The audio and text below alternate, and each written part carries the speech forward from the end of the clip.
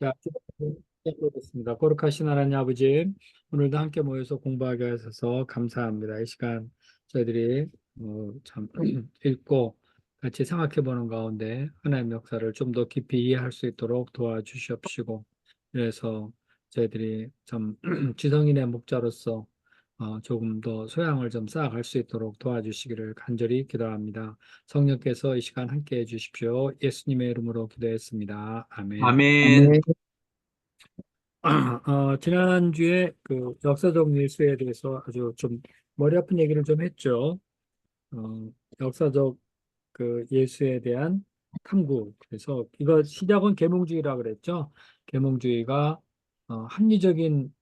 합리주의에 기초해서 성경을 다시 보려고 하니까 신화적인 요소 뭐 이런 것들 다 빼고 정말 실제 예수님은 어떤 분이었나 합리적으로 기독교를 좀 접근해 보자 이렇게 해서 그 방법이 이제 소위 말해 역사적 예수를 찾는 거였죠.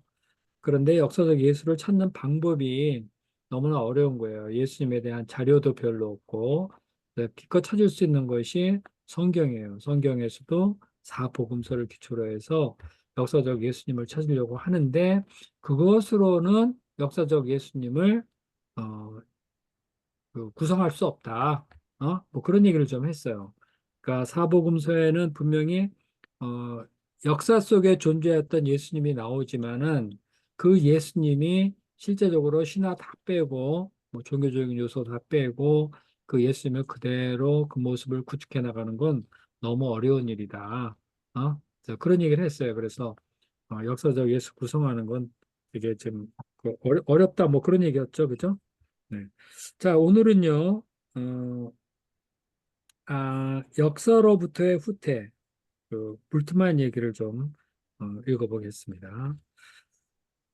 자, 한번 해봅시다. 네. 불트만은, 누구부터 할까? 정한드레 목사님부터 예, 해봅시다. 예. 볼트만은 예수님을 역사적으로 재구성하려는 모든 시도를 무익한 일로 간주했다. 역사는 기독론에 근본적인 영향을 미치지 않는다. 예수님이 존재하셨고 볼트만이 게리그마로 일컬은 기독교적 선포가 그분의 인격에 근거하고 있다는 것만을 아는 것으로 족하다. 따라서 불트만은 기독론의 역사적 측면 그것이라는 하나의 단어로 축소시켰다. 그것 곧 복음 선포의 배후에 예수 그리스도께서 계신다는 것을 믿는 믿음만이 필요할 뿐이다. 네, 그거는 이제 앞에서 얘기한 대로요. 역사적 예수님을 예수님을 역사적으로 재구성한다는 것 하려는 그런 노력이 되게 많은데 그거는 결코 쉽지가 않다. 이런 얘기를 했었죠. 그런데 이제 이 불트만이 거기 옆에 보면은 이 사람이 1884년에 태어나서 1896년 룰테교 신학자예요. 불트만 얘기 많이 들어봤죠. 그죠? 네? 네, 뭐 비시나와 뭐 이런 얘기도 막 나오고 그랬었는데 하여간 이 불트만이라는 사람은요. 거기 첫 줄에 나온 대로 예수님을 역사적으로 재구성하려는 그런 모든 시도 무익하다. 왜 그런 거 뭐 하려고 그러냐? 중요한 건 그런 역사는 역사를 우리가 어떻게 역사의 예수님이 어떻든 간에 어? 그러한 역사는 기독론에 근본적인 영향을 미치지 않는다 이런 얘기를 한 거예요. 그러니까 불투만 얘기는 뭐 예수님이 뭐 역사적으로 어떤 분이고 어떤 분이 그런 거 말고 예수님은 하여튼 존재하셨다. 그건 분명하잖아요. 그죠? 그런데 중요한 거는 기독교적 선포가 그분의 인격에 근거하고 있다는 것으로 족하다. 그러니까 기독교적 선포, 여기 이제 소위 말해서 캐리그마라 그러거든요. 캐리그란 말을 정도는 좀 알아두시는 게 좋겠어요. 캐리그마 그러면 선포인데 설교 이런 말도 해요. 근데 캐리그마 그러면은 기독교의 캐리그마 하면은 우리 사도행전에 나온 거는 예수는 그리스도다. 뭐 이런 거 있죠. 어? 예수님은 누군가 설교할 때 선포하는 게 있어요. 예수는 그리스도다. 예수님은 하나님의 아들이시다. 이 땅에 우리 죄를 위하여 오신 분이로서 그리스도다. 왕이다. 뭐 이런 거 있죠. 예수님은 어떤 분인가? 네, 신학에서 말하면 기독론적으로 선포를 그렇게 합니다. 그런데 예수님은 그리스도다. 살아계신 하나님의 왕이다. 아니, 살아계신 하나님이요 만왕의 왕이다, 우리를 구원해 줄 뿐이다, 뭐 이런 거 있잖아요.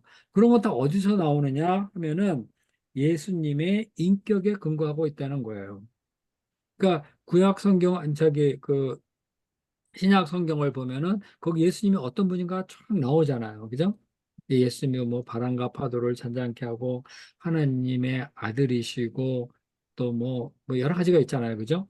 오병이어로 먹이시고 말씀을 가르치시고 뭐 죽으시고 막 이런 얘기가 나오는데 이러한 것을 다 감당하신 이러한 일을 하신 예수님 그 예수님은 누군가 하는 그 캐리그마가 나오거든요. 거기서 이 예수님은 누구다 하고 이제 선포를 해요. 그 캐리그마 그것이 예수님의 인격에 근거하고 있다. 어? 그거로 충분하지 않느냐. 뭘 자꾸 그렇게 예수님을 역사적으로 다시 한번 재구성해 보려고 그러느냐. 그러지 말자. 뭐 분명히 계셨고, 그 예수님은, 그 인격으로 볼 때, 우리 그리스도로 선포되기 마땅한 분 아니냐. 믿자, 뭐 이런 얘기예요, 지금. 볼트만이 한 얘기가 바로 그겁니다. 그래서 불트만은 그 아래줄 나온 대로요. 기독론의 역사적 측면을 그것이라는 하나의 단어로 축소시킨 거예요. 예수님이 누구냐? 선포하는 그 내용이 뭐냐? 그거다 이거예요, 그거. 응? 그것, 곧 복음 선포의 배후에서 예수 그리스도께서 계신다는 믿는 믿음만이 필요하기 때문이다. 자, 캐리그마로 예수님을 그리스도라고 선포하잖아요. 그러면 이 예수님을 그리스도로 믿는 것, 그것만 필요한 거다. 어? 뭐 자꾸 역사적으로 예수님을 어떻게 구성해서 뭐 알아보려고 해서 올바른 그리스도를 뭐 알아보고 뭐를 자꾸 바꾸려고 그러는데 사실 예수님에 대한 연구는 그 역사적 연구는 너무나 제한적이고 그러니까 존재했던 게 분명하고 예수님은 어떤 분이다 선포가 됐으니까 그거 믿자. 그것만 필요한 거다. 이런 식의 얘기예요. 그러니까 이 사람은 어떤 얘기예요? 역사적 구성이 필요 없다.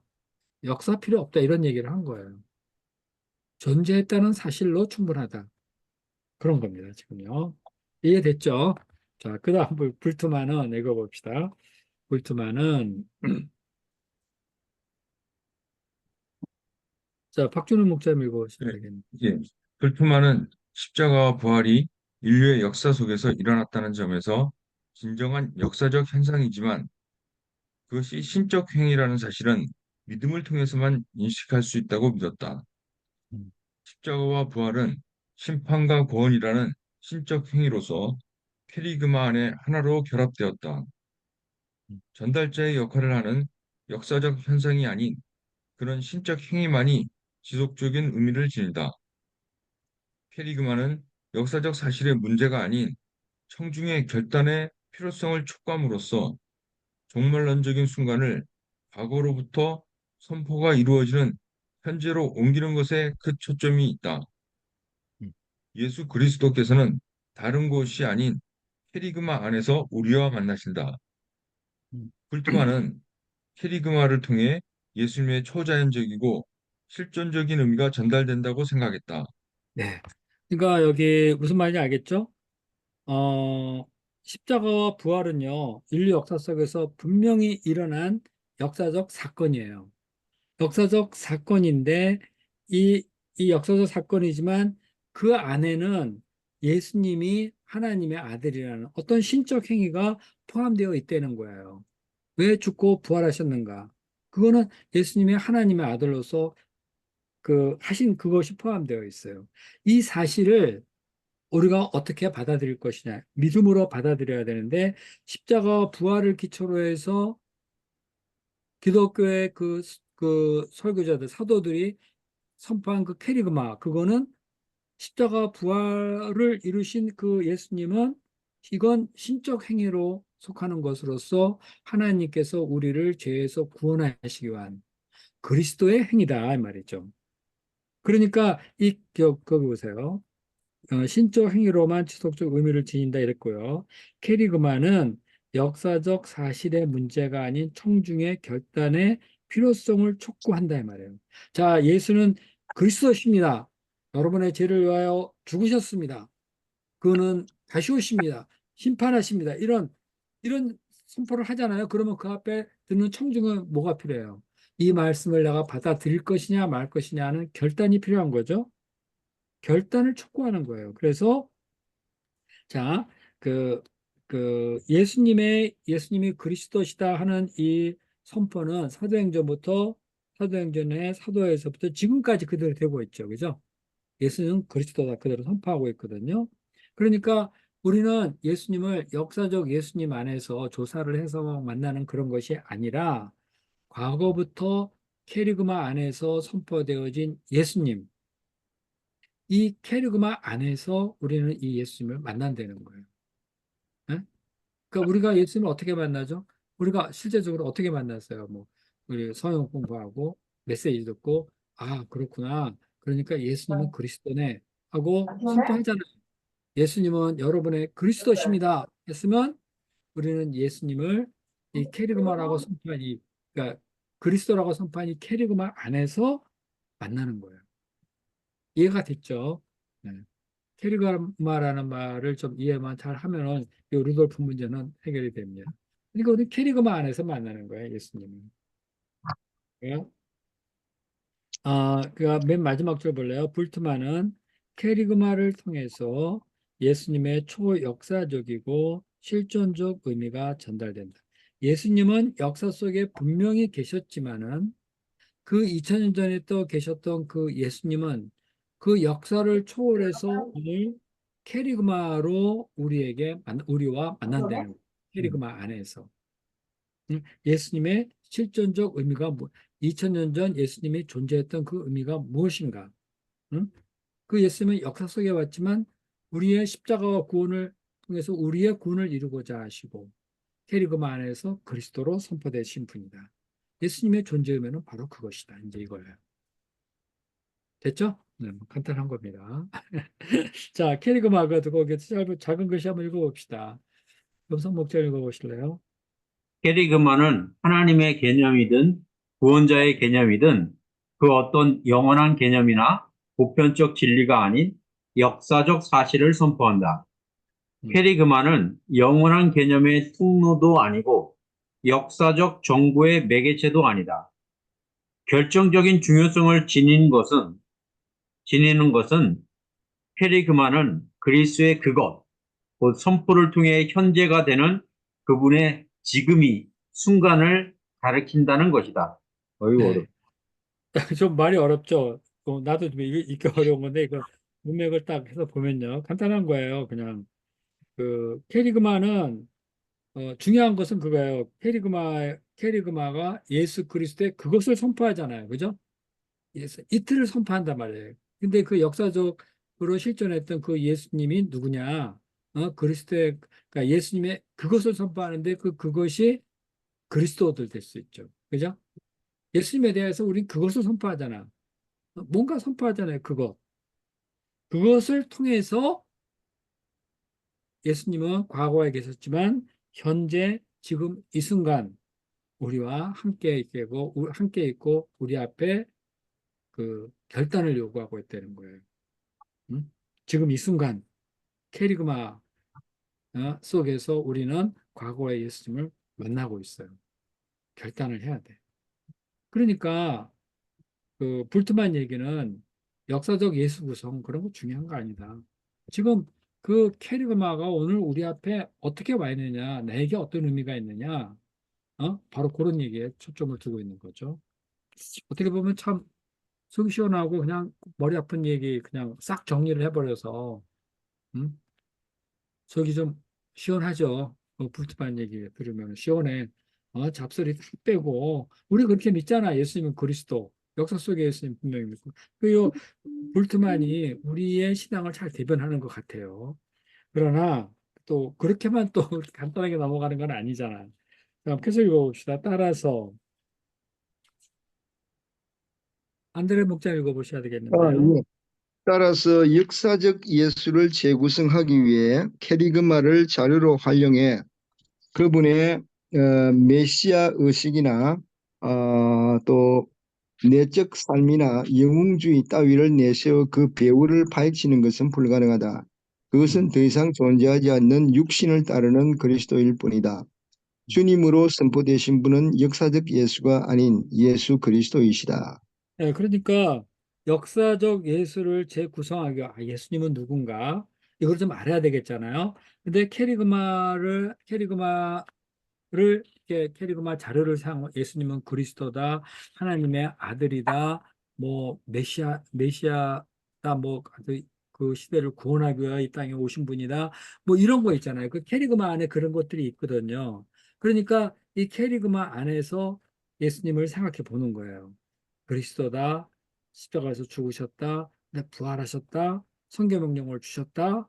그렇다면은 이 예수님은 역사 속에 살면서 어떤 의식을 갖고 있었는가? 이분의 내적인 삶은 어땠을까? 이분이 어떤 영웅적으로 그, 그 하나님의 사람을 구하려고 그랬는데 이 사람 속에 있는 영웅주의는 무엇일까? 하고 이 케이르그마를 기초로 해서 자꾸 이런 거를 파헤쳐 보려고 그러는 거야. 선포된 내용을 기초로 자꾸 역사로 돌아가서 예수님이 이런 말을 했다면 그 의식은 무엇이었을까?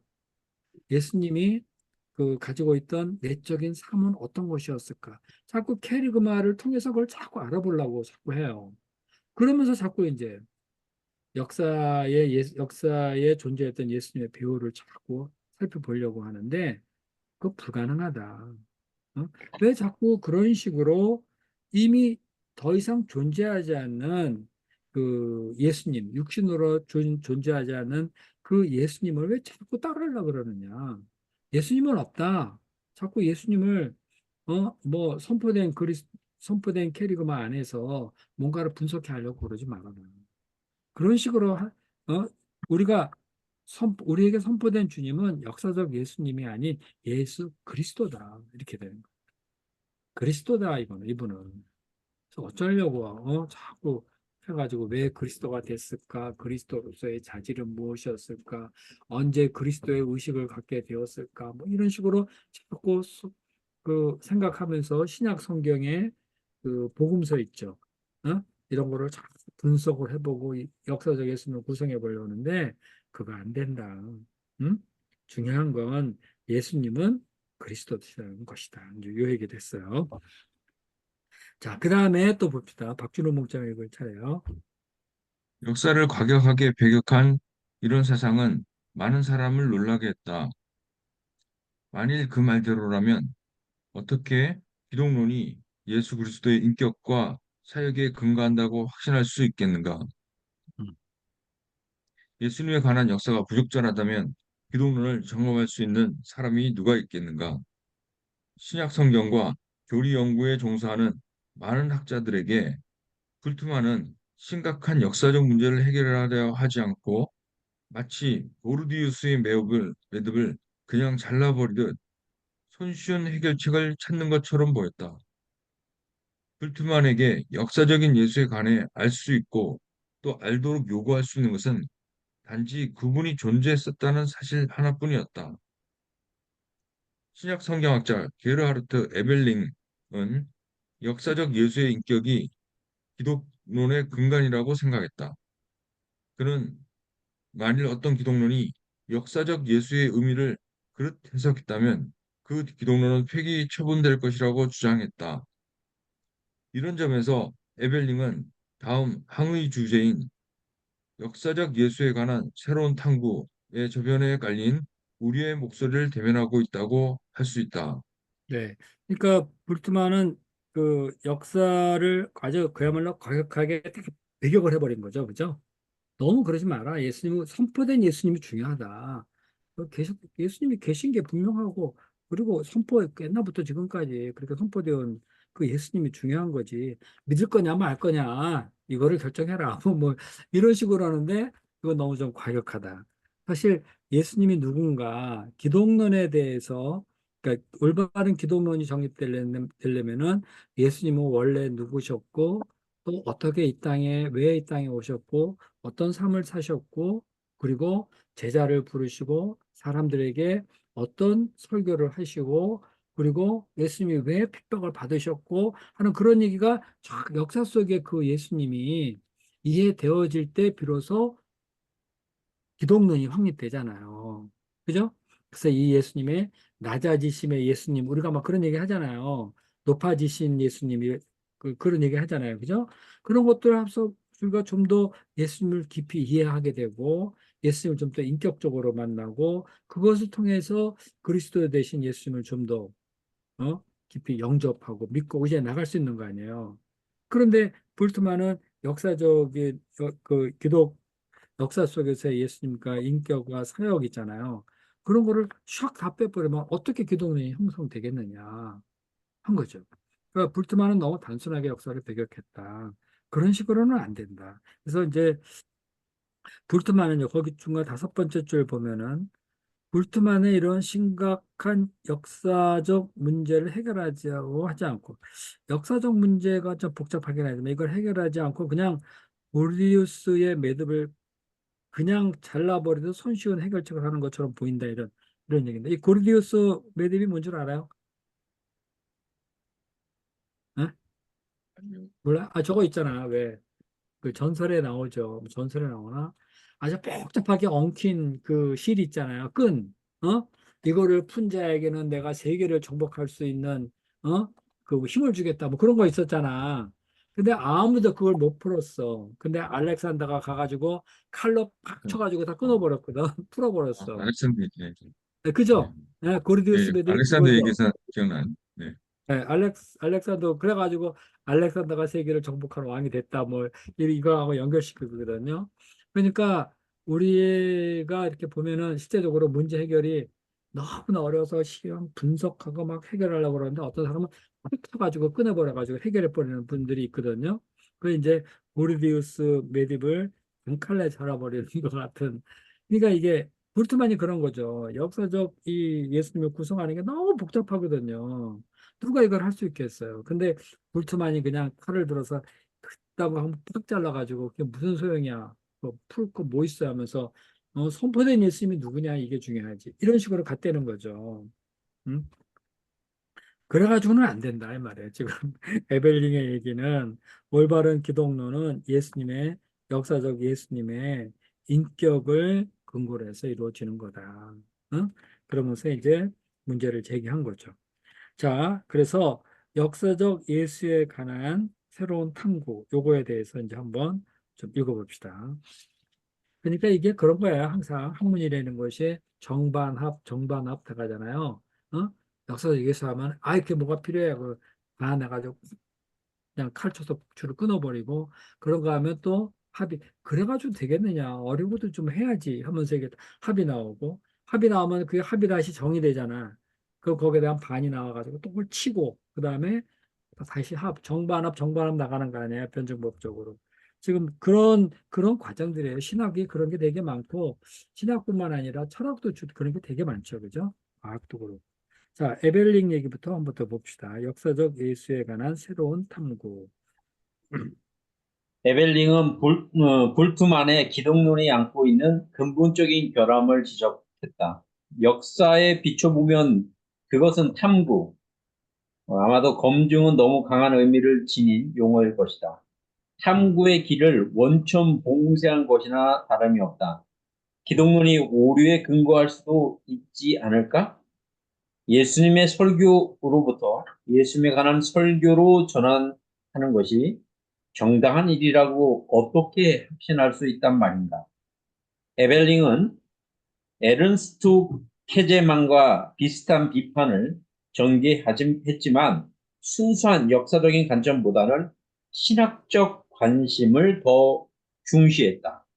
네. 역사적 거기까지 봅시다. 거기까지 봅시다. 지금 이게 너무 많이 나가면 나도 말하기가 어려워. 지금 이거를 좀 봅시다.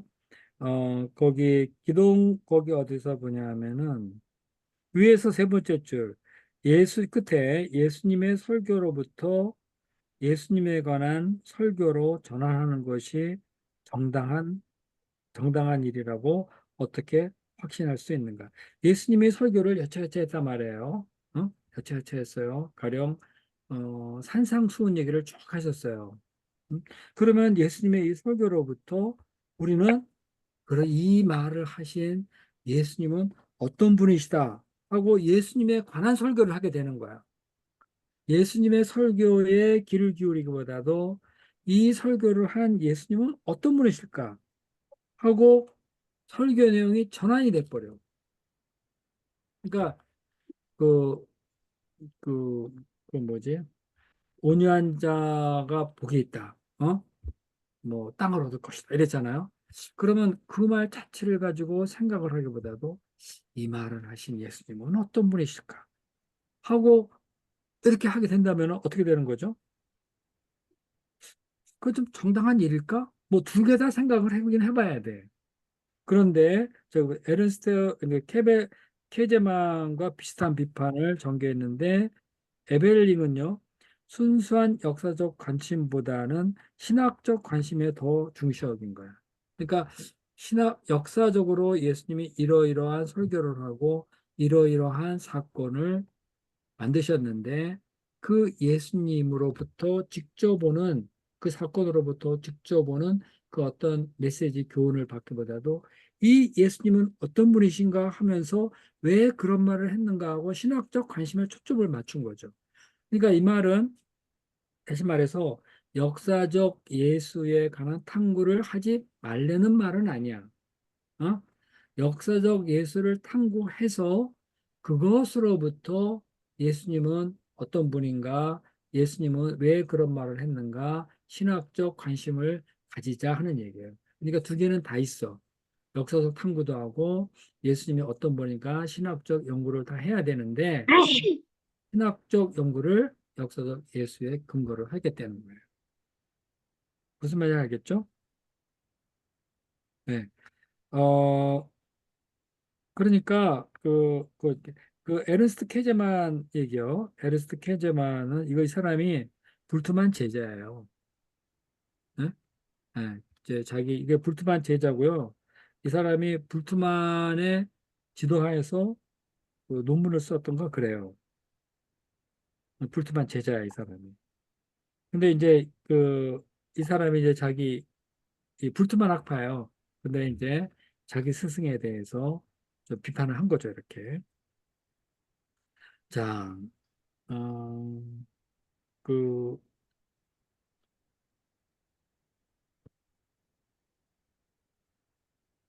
네, 네. 지금 이 사람 얘기는 또 뭐가 있느냐면요. 그, 에른스트 케제만 얘기는 그거예요. 그, 초대교회가, 초대교회가 역사적 예수님에 관해서 관심을 갖고 있었기 때문에, 어? 복음서가 있는 것이고, 사도행전이 기록된 것이고, 그런 것 아니냐. 초대교회는 역사적 예수님의 관심을 많이 갖고 있었다. 그래서 예수님에 관해서 사복음서가 기록되고 그리고 사도행전이 기록되고 많은 서신들도 그렇게 나왔다. 그러니까 역사적 예수님의 관심을 갖지 않는 것 자체가 문제다 이 말이야 지금. 응? 우리가 초대교회에 역사적 예수님에 관해서 관심을 갖고 역사적 예수님을 이렇게 기록을 했는데 그것으로부터 우리는 예수님이 어떤 분인가 신학적으로 연구를 해 나가야 된다. 하지만 불투만과 같이 역사적 기록 그 자체, 관심 자체를 꺼버리는 건 문제다.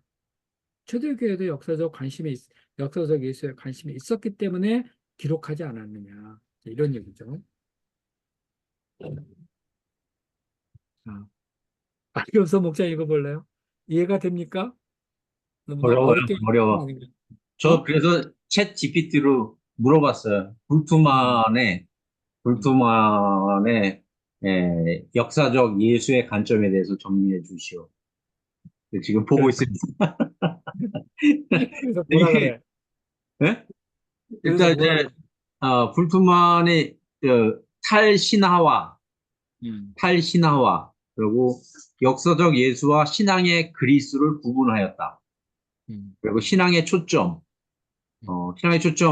불투만에게 핵심은 부활 사건이 아니라 음, 신앙이 주는 예수님의 그 메시지 자체. 그 캐리그마 거기에 예, 캐리그마. 예. 그 메시지 자체에 집중하라. 뭐 그런 얘기를 하고 있습니다. 아, 그러니까 너무 그 많이 들어가지고 지금 여기선 여기 흐름 속에서만 요 얘기만 하고 그건 나중에 개인적으로 이것저것 다 하려 그러면 헷갈려. 어? 아니 지금 지금 이게 글씨 지금 잘 나와 안 얘기를 헤어지니까 머릿속에 안 들어오니까 그래, 얼른 그거 자꾸 그러고 거기에 집중하니까 머릿속에 안 들어가지. 그거 그런가요? 보지 말고 여기 책 본문에 집중을 해. 그래야지 하나라도 잡지. 그거 봐가면서 이것저것 머리가 아파서 못해. 자, 아유, 불트만 얼마나 골치 아, 아픈데. 불투만 진짜 어려운 것 같습니다. 머리가 아픕니다. 아, 이거 현대 신학하는 분들, 이 신도, 이거 다 이거 골치 아픈 사람, 여기 나온 사람들 다 골치 아픈 사람들이야. 그러니까 정통 신학을, 의 기초를 이렇게 막 여러 가지 논쟁 속에서 변호하기도 하고 반박도 하고 막 그러는 사람들이라 머리 아파. 그러니까 너무 내가 자꾸 그거를 검색해보지 뭔가 여기에 집중해. 한 가지라도 아는 게 좋아. 어? 자, 알겠습니다. 해봅시다. 역사적 역, 예술에 관한 새로운 탐구는, 역사적 예술에 관한 새로운 탐구는 일반적으로 에른스트 케제만이 1953년 10월에 역사적 예술의 문제를 다룬 중요한 강연을 전한 것을 계기로 처음 시작된 것으로 알려져 있다. 이 강연의 진가는 그 당시 볼트마 학파가 주장해 온 전제들과 방법론과 결부시켜 살펴보아야만 온전하게 드러날 수 있다. 해제만은 공간 복음서가 근본적으로 신학적인 문서이며 그 신학적 진술이 종종 역사적 사실의 형태로 표현되었다는 것은 인정했다. 그런 점에서 켈러와 브라데의 통찰력에 근거해 볼트만 학파의 핵심 원리를 되풀이하며 거기에 동의를 표했던 셈이다. 네, 그러니까 케이저만 얘기는 그거예요. 공간보급서가 분명히 신학적 문서지만 역사적 사실 형태로 표현됐다. 그러니까 볼트만 같이 역사를 무시하고 가지 말고 신학적 얘기만 하려고 하지 말고 두 개 다 존중해 가자. 그래야지 균형 있는 기독교가 만들어지고 그다음에 기독론도 만들어지고 이해되어지고 그런 되는 거죠. 자, 그다음에 그러나 케제만은 자 봅시다.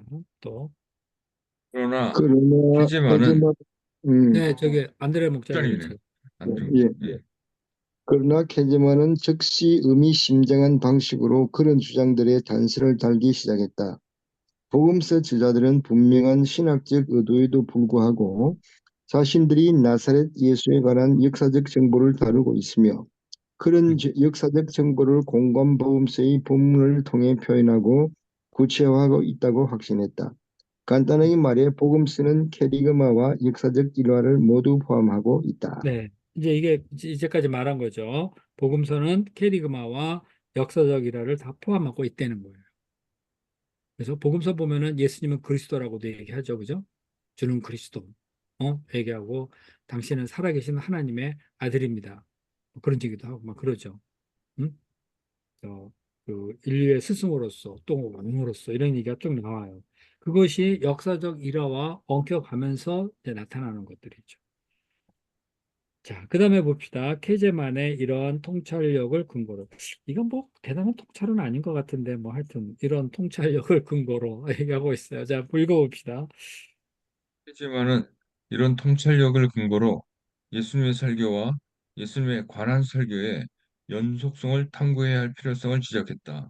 네, 그렇죠. 세상에서 활동했던 예수님과 높임을 받아 그리스도로 선포된 예수님 사이에는 명백한 간극이 존재하지만 선포된 그리스도가 어떤 점에서 이미 역사적 예수 안에 존재하고 있었다는 점에서 그 둘을 하나로 연결하는 연속적인 측면을 부인하기 어렵다.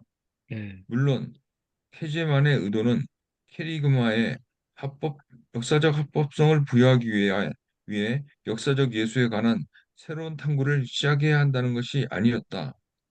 음, 또한 역사적 예수와 선포된 예수의 간극 때문에 전자의 관점에서 후자를 해체 없애야 한다는 것은 더더욱 아니었다.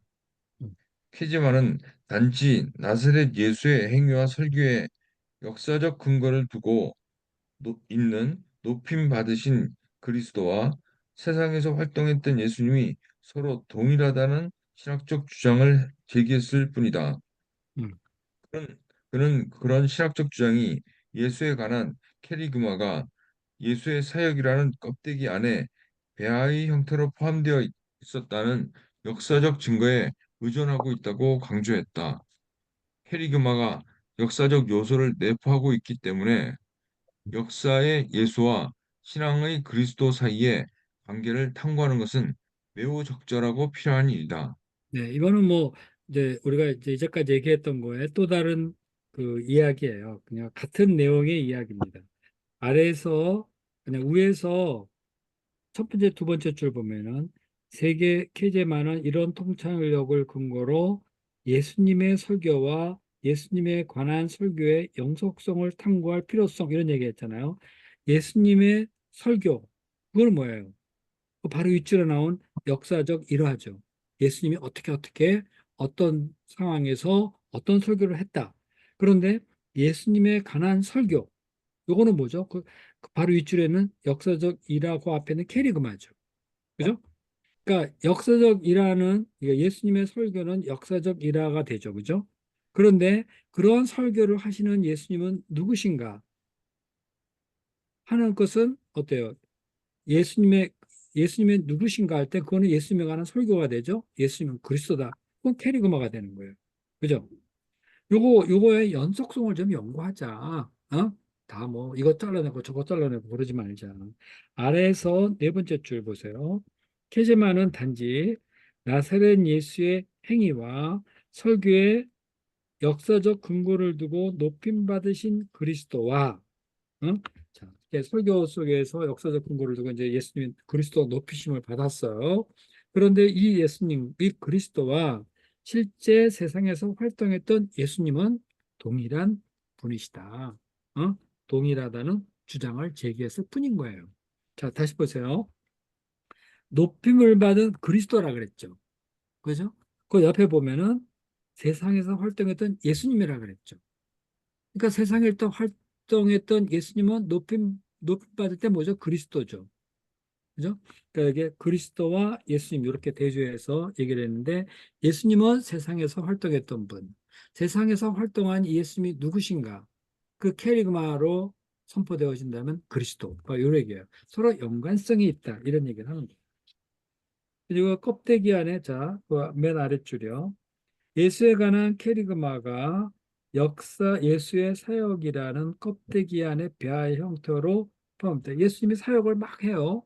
사역을 막 하는데 이 예수님이 어떤 분인가 하는 것은 그 마치 사역이라는 껍데기 안에 감추어진 배아와 같은 거라는 거죠. 껍데기가 다 벗겨나면 배아가 드러나죠. 그죠? 배아가 드러나면서 이제 제 모습을 보이고 성장하겠죠. 그것이 배아, 예수님의 활동을 그 안으로 활동 속에 담겨 있는 그 배아, 그건 바로 그리스도라는 거죠. 어? 그러니까 캐리그마는 역사적 요소를 내포하고 있어요. 그러면서 이제 그 살아나는 거죠. 캐리그마가 선포되어지는 거죠.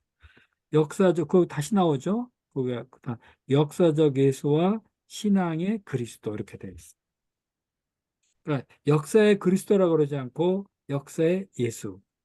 그 다음에 신앙의 예수님이 아니고 신앙의 그리스도. 역사적 예수 안에서 우리는 신앙의 그리스도를 생각하게 되는 거고. 신앙의 그리스도에 대해서 좀 더 깊이 알고 이해하려고 역사의 예수가 필요한 거고. 그렇다는 거. 자, 계속 봅시다.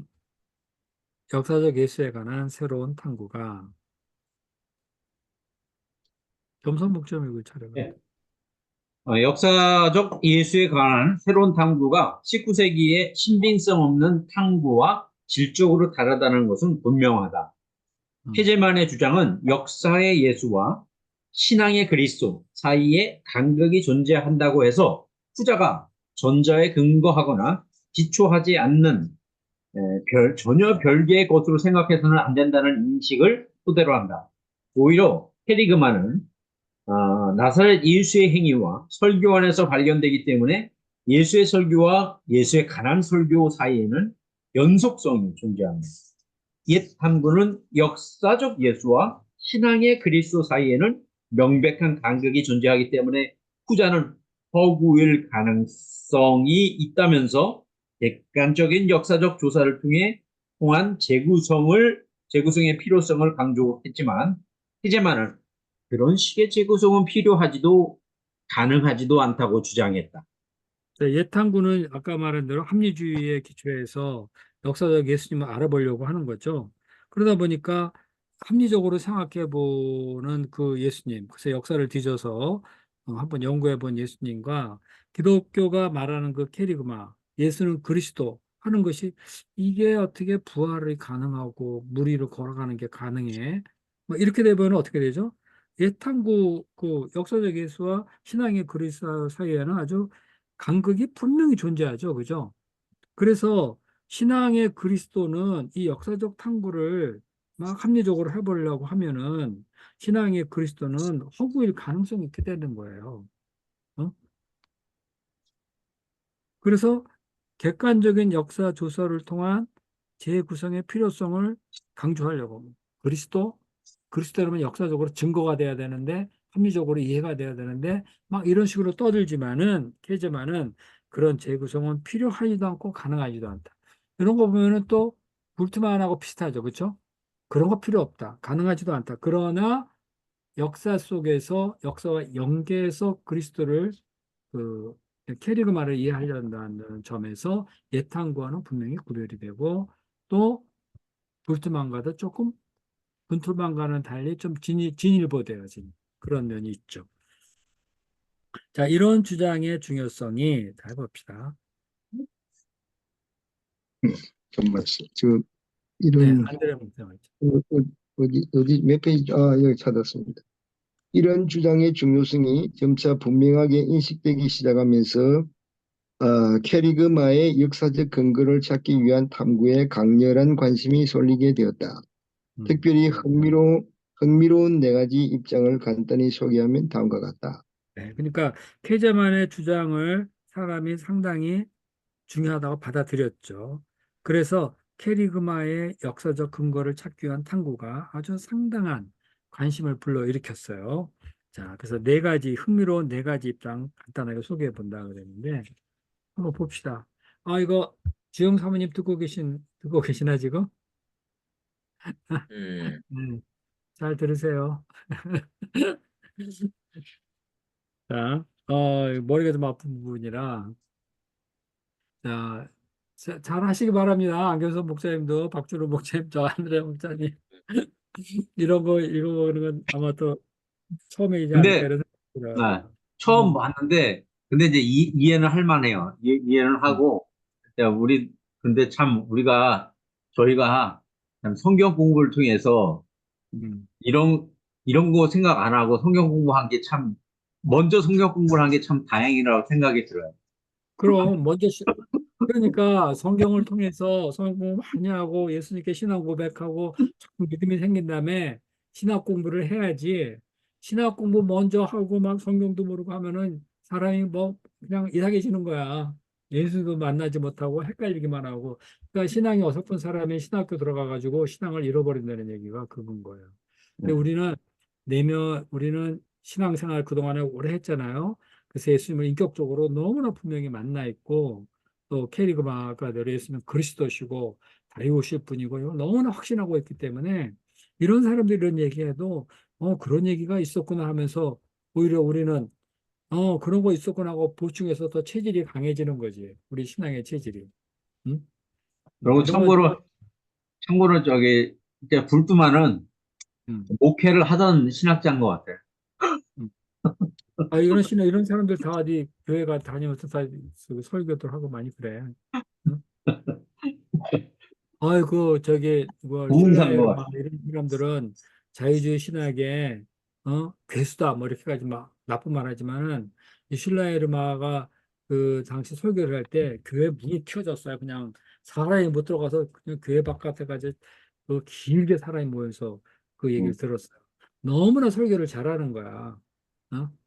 근데 신학적으로 문제가 있어서 그러지 설교를 너무 잘하는 거야. 그런 거 많아요. 자, 그다음 봅시다. 자, 이 논쟁과 관련해 자 봅시다. 1. 1. 이 논쟁과 관련해 극단적 견해를 피력한 것으로 보이는 요아킴 예레미야스는 음, 예수님이 실제로 말씀하고 행하신 일을 신앙을 통해 확실하게 확립할 수만 있다면 음, 그 안에 기독교 신앙의 근거가 놓여 있을 것이라는 주장을 펼쳤다. 음. 그는 자신의 신약 성경 신학의 첫 부분을 신학 성경 신학의 핵심 요소인 예수의 선포를 다루는데 모두 할애했다. 네, 이건 이 사람은 그러니까 먼저 신학을 통해서 역사로 들어가 보려고 하는 거예요. 예수님이 실제로 말씀하고 행하신 일을 신학을 통해서 확실하게 확립할 수 있다면 그 기독교 신앙의 근거가 놓인다. 그래서 말씀과 행하신 일을 통해서 이 신학을 통해서 그, 그 예수님의 실제를 파악해 보려고 하는 거죠. 네, 신학을 통해서 예수님의 말씀과 행하신 일을 파악해 보려고 하는 거예요. 이거 그거예요. 자, 그 다음에 케제만은 또 한번 해봅시다. 헤제만은 역사적 예수와 캐리그마의 그리스와 똑같이 종말론적인 하나님 나라의 도래를 선언을 했다는 점에서 그들이 연속성을 지닌다고 말했다. 음. 예수의 설교와 초기 기독교의 캐리그마 모두 하나님 나라의 도래라는 주제를 크게 중시했다. 네, 우리가 복음서를 보면 알지만은 그 복음서는 예수님이 처음부터 하나님 나라가 가까웠으니 때가 자꾸 하나님 나라가 가까웠으니 회개하고 복음을 믿어 이렇게 하잖아요. 예수님의 하나님 나라에 대해서 줄기차게 선포를 했어요. 그런데 캐리그마의 그리스도도 마찬가지인 거죠. 어? 다시 오실 예수님, 하늘나라 왕국의 주가 되실 주님 이런 얘기를 막 하잖아요. 그러니까 역사적 예수님과 캐리그마의 그리스도의 하나님 나라 도래에 대한 이 선언은 똑같다. 그래서 둘은 연속성이 있다. 이렇게 얘기를 한 겁니다. 자, 게르하르트 에벨링 봅시다. 3번. 게르하르트 에벨링은 예수의 믿음이라는 개념 안에서 영속성을 발견했다. 그는 그것이 로마서 4장에 묘사된 아브라함의 믿음과 유사하다고 생각했다. 다시 말해 아브라함의 믿음이라는 원형적 믿음이 나사렛 예수를 통해 역사적으로 예시되어 구현됨으로써 신자들도 그런 믿음을 갖는 것이 가능하다고 선포되었다. 네, 이거 게르하르트 에벨링도요. 불트만 제자예요. 이거는 성경 해석하기 아주 상당한 권위자고요. 다 이게 이제 그 누구지? 불트만이나 그 케제만이나 또 여기 에벨링 이런 사람들 전부 다 루터교 신자들입니다. 루터교 신학자들이에요. 자, 그런데요. 여기서 얘기하고자 하는 거요. 자, 거기다 한번 봅시다. 그 믿음이라는 개념 안에서 영속성을 발견하려고 그랬어요. 자, 로마서 4장을 보면 아브라함이 믿음으로 의롭다 여김을 받았다 이런 얘기 나오죠. 그러니까 사람이 의롭다함을 받는 게 뭐냐? 믿음이다. 이런 얘기를 했어요. 그러니까 아브라함의 그러니까 의롭다 받는 게 되게 중요하잖아. 근데 아브라함의 믿음이라는 이 원형적인 믿음이 나사렛 예수를 통해 역사적으로 제시되고 구현됨으로써 신자들도 그런 믿음을 갖는 것이 가능하다. 나사렛 예수님을 통해서 역사적으로 예시되었어요. 이거 믿으면 의롭다라는 거. 아주 간단한 예로 그 뭐야 그 혈루증 앓는 여인이 딱 나왔어. 예수님이 하시는 말씀이 뭐예요? 내 믿음이 너를 구원했다. 이렇게 얘기하잖아요. 그죠? 그리고 믿음으로 나온 사람들 의롭다 하여 칭을 받는 거. 그러니까 그, 그 뭐야, 세리가 하나님 앞에 나와서 믿음으로 나왔잖아요. 그러면서 고백을 하잖아. 그러니까 이 세리가 의롭다함을 칭함을 받았다. 그러니까 믿음과 의가 이 복음서에 이렇게 잠깐 나와요. 그래서 믿음과 의 이런 게 예수님이 그 아브라함에게 믿음으로 의롭다 하신 그 믿음의 그 원형이 예수님의 사역 속에서 구체적으로 예시되어 나오고 오늘날 우리는 그런 믿음을 갖도록 요구받고 있죠. 신자들도 그런 믿음을 갖는 것이 가능하다 이랬어요. 그러니까 결국 역사 속에서 믿음이라는 것의 흐름을 보면은 영속성이 있다.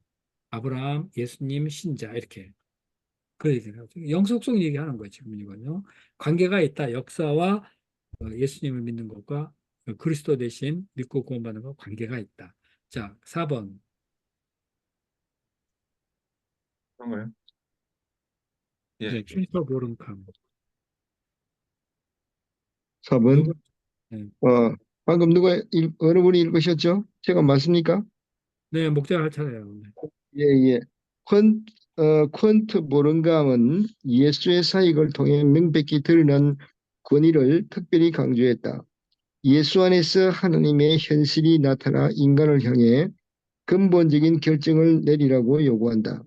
볼트만은 예수가 지난 설교의 핵심이 하나님 나라의 미래적 도래에 있다고 생각했지만 보른캄은 그 강조점을 미래에서 현재로 옮겨 예수의 인격을 통해 하나님과 개인이 마주친다고 생각했다. 하나님과의 만남이라는 주제가 예수님의 사역과 그분에 관한 선포에서 모두 발견된다. 그로서 세상에서 활동했던 예수와 선포된 그리스도의 신학적, 역사적 연결고리가 제공된다.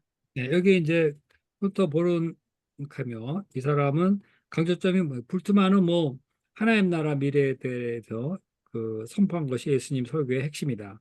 또 거기 앞에 나와 있죠. 케제만도 하나님 나라에 대해서 그 역사적 예수나 또 캐리그마 속에서의 예수님 하나님 나라에 대해서 얘기를 했다. 이렇게 얘기를 했는데 자, 여기 보름캄 얘기는 뭐죠?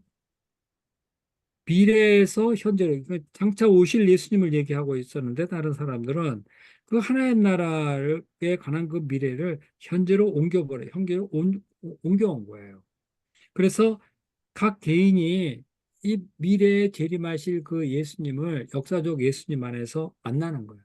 예수님 안에서 예수님의 인격을 통해서 하나님과 마주치는 거로 생각을 하는 거예요, 이 사람은. 그러니까 현재 우리는 어떤 상황에 있는가? 예수님 안에서 하나님과 마주치는 상황 속에 있어요. 근데 그 예수님이 누구예요? 설교 그 역사 속에 있던 예수님이고 장차 오실 예수님인데 그 예수님에 대해서 그 안 되면 오늘 우리는 이 하나님을 어떻게 만나야 될 것인가? 여기에 포인트를 맞추고 있어. 그러니까 예수님 하나님과의 만남이라는 주제로. 음? 자, 결국 예수님의 사역의 핵심은 우리가 하나님과 마주치는 거다. 믿을래, 안 믿을래? 결정 내려 지금 여기서 이렇게 나오는 거야. 음? 자, 그건 뭐 나름대로의 관점, 나름대로의 뭐 논리가 있는 그런 이야기들 몇 개를 얘기했어요.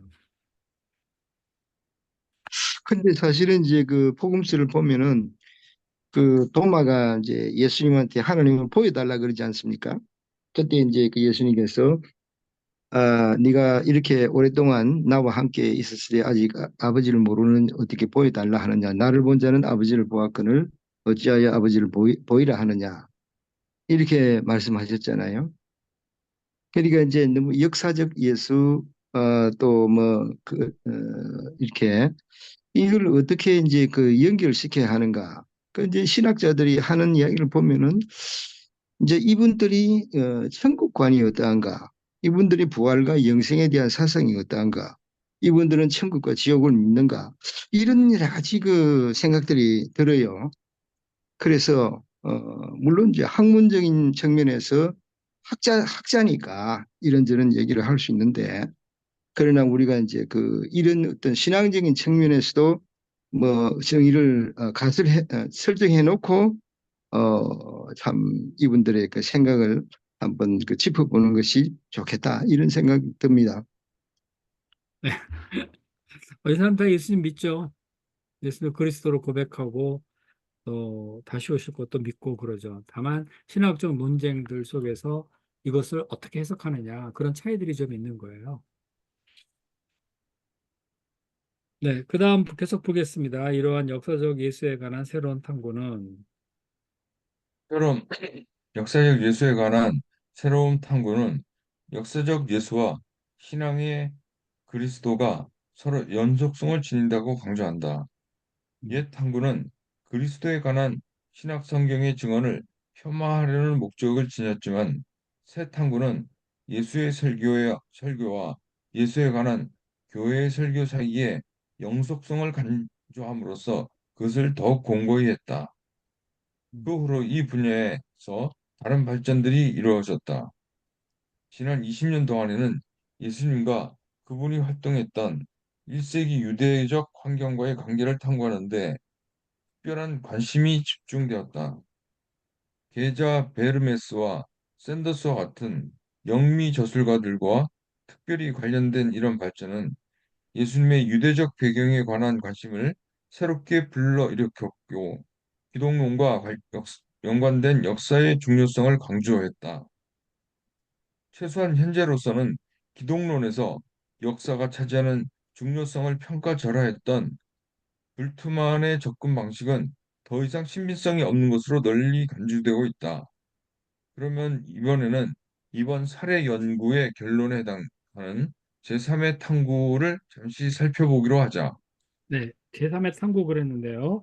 여기 두 번째 줄에 옛 탐구 나오고 세 번째 줄에 새 탐구 나오죠.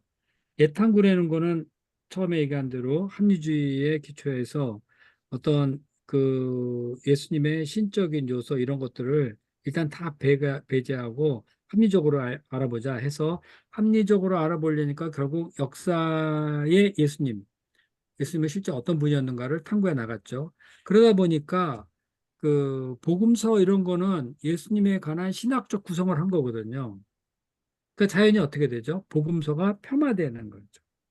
그러니까 신약 성경의 증거가 폄하되는 거예요. 그죠?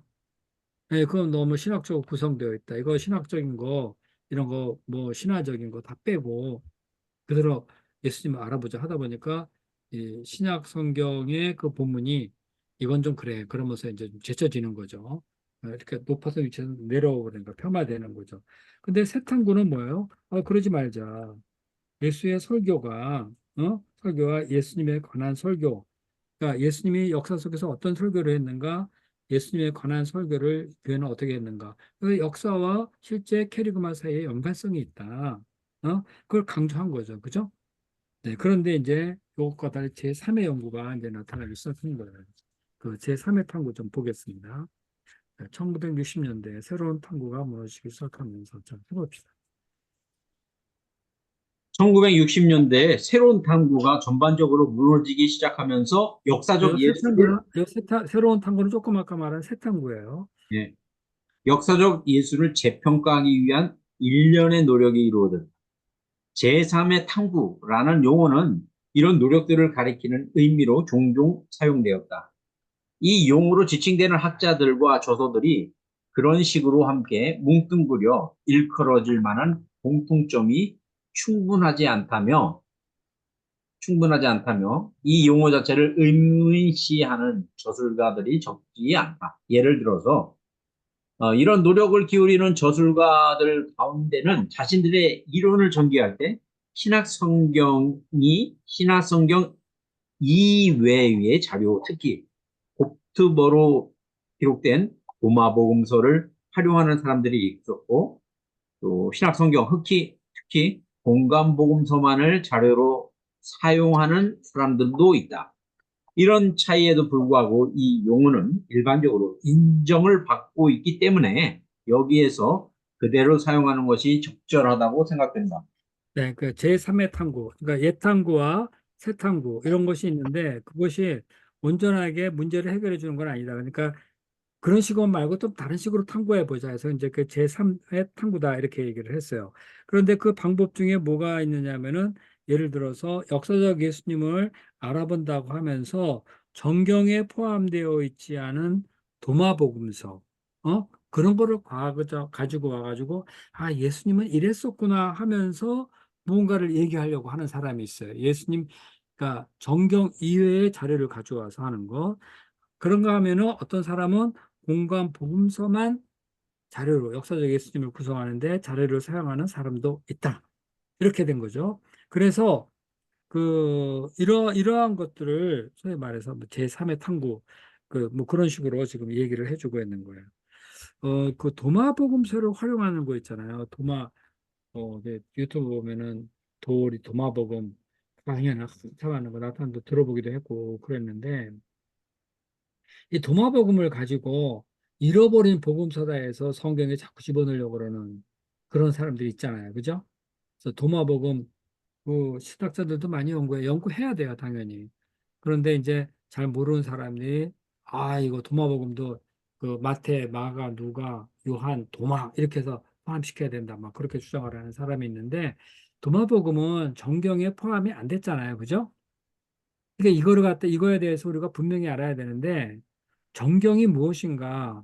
이미 정경은 상구 27이잖아요. 그죠? 상구 27인데 이미 그것으로 모든 것이 확정되어서 이제까지 기독교가 이제 이적 기독교 신앙이 역사 속에 존재했잖아요. 그죠? 그런데 제3의 그 어떤 것이 딱 나타났다. 도마복음에 나타났다. 무슨 바울의 잃어버린 서신이 발견이 되었다. 뭐 이런 얘기 막 나오잖아요. 그러면 그것도 포함되어야 되는 거야, 정경에. 어?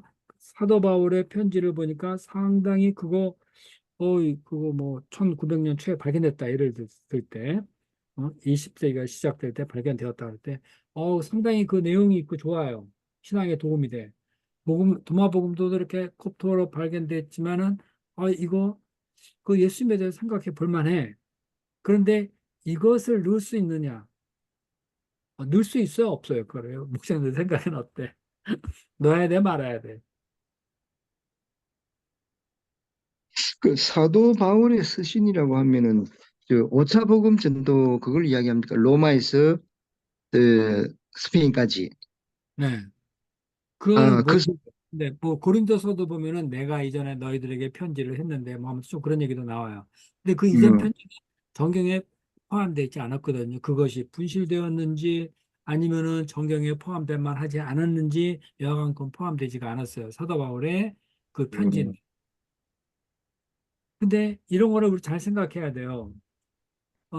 우리는 역사의 주관자고 구원의 주관자가 되신 하나님에 대한 믿음을 갖고 있죠. 그죠? 네? 하나님은 이제까지 예수님을 보내셔서 그 구원 역사를 쭉 이루어 오셨어요. 그런데 하나님이 과연 구원 역사를 이끌어 갈 만한 그런 문서를 그때는 잃어버리시고 2000년이 지난 1900 몇 년에 그걸 발견해 가지고 그거를 넣자 이렇게 하실까? 하나님은 필요한 우리의 구원을 위해서 필요한 그러한 글들 소위 말해서 정경이 될 만한 그런 글들은 하나님이 구원의 주관자로서 이미 2000년 전에 초회계대가 탄생되면서 다 만들어 놓으셨어요. 응? 그러니까 아무리 뒤에 나타난 그 어떤 자료들이 역사적으로 의미가 있고 뭐 신앙적으로 의미가 있다 그래도 하나님은 그것을 더 필요로 하지 않으세요. 예? 이미 하나님은 구원 역사를 이루기 위해서 필요한 자료들 있죠. 그를 정경 속에 이미 딱 포함시켜서 완성시켰어요. 하나님이 자, 사도 바울의 서신이 의미가 있다. 그런데 최근 발견됐다. 그렇다면 의미가 있다면은 왜 하나님이 그, 그, 이 정경이 그 만들 당시에 왜 그거를 넣지 않고 지금 이렇게 하다가 지금 발견되게 하시는가? 그런 얘기가 있는 거예요. 응? 그러니까 우리는 정경을 만들어 가신 하나님의 정확성, 그거에 대한 믿음을 가져야 돼요. 만약에 도마복음이 빠졌다면은 하나님은 그거 필요 없다 하셨기 때문에 뺀 거고, 그리고 사도 바울의 서신이 최근에 발견됐다 하면은 하나님은 그거 필요 없다 해서 그거를 역사 속에다 묻어 놓으신 거예요. 그걸 우리는 그 하나님을 믿어야 돼요. 역사의 주관자 되실 뿐만 아니라 구성 역사를 친히 계획하시고 이끌어 가시는 이 하나님께 대한 믿음을 가져야 되는 그 캐논 정경에 대한 기준 그거는 상구 27 이거로 끝났어요. 응? 만약에 이것도 필요해 저것도 필요하면은 성경을 구성하신 구원 역사를 위해 성경을 구성하신 하나님의 불완전성을 얘기해 버리게 돼요. 그리고 이미 성구 27로 구성 역사는 충분히 진행됐고 하나님의 구원 역사는 충분히 신학적으로 정립이 됐고 더 이상 부족함이 없어요. 충분해요. 그러니까 더 이상 우리는 누가 이거 죽어 좋다 나쁘다 뭐 막 넣자 빼자 그런 거 없어요. 그래서 성경 속에 있는 정경 3구 27 속에 들어가 있는 그 어떤 것을 빼서도 안 돼. 왜냐하면 그것이 필요 없다면 구원 역사의 주관자가 되신 하나님이 뺐을 거기 때문에 이걸 믿어야 되는 거죠. 그죠? 네, 이거 되게 아주 이런 거 분명히 알고 있어야 됩니다. 자, 이거 잠깐 이제 도마복음 얘기가 나와서 잠깐 했어요. 근데 이제 이 사람들은 도마복음도 활용하자 이런 얘기도 막 주장하는 거예요. 역사적 예수님을 구성하려고. 자, 최초의 탐구는 여기 봅시다. 최초의 탐구는 가장 강한 합리주의적 전제들의 근거에 예수님에 관한 얘기를 다루면서 복음서의 기록 가운데서 기적 사화들을 걸러냈고, 새로운 탐구는 예수님의 말씀에 초점을 맞추는 경향이 있었으며, 제3의 탐구는 예수님의 치유 사역과 귀신 축출을 그분의 사명이 지니는 독특한 특성을 드러내고, 그분이 추구했던 목표를 그분 스스로 어떻게 이해하고 있었는가를 보여주는 증거로 받아들이는 듯 하였다.